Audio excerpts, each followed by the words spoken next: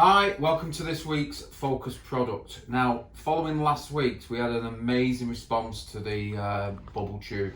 But I did get some feedback from people saying it's great if you've got a big enough space, and if you're a pack away, or if you've simply not got that space for Sentry equipment, it's not ideal. So we thought we would highlight the Fibre Optic set because it's dead simple. It's 3 pieces, it's a lead, it's a light source, and it's the lights, okay? And all you do is you have a screwdriver, you screw the lights into position, and then simply switch it on.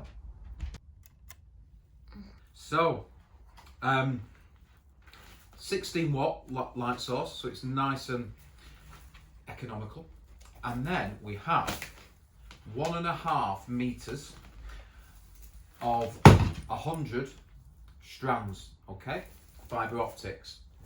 You get a remote control, so you can change through the colours, all different colours, or you can just place it on one of the mood settings where it will gradually go through the colours in a calming way, okay?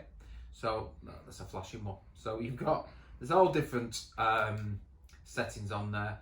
Another really cool, simple thing with this as well, it has got a bracket top and bottom, so you can fix it to a wall, and then you can have these draped down as well, which is another interesting way of having it.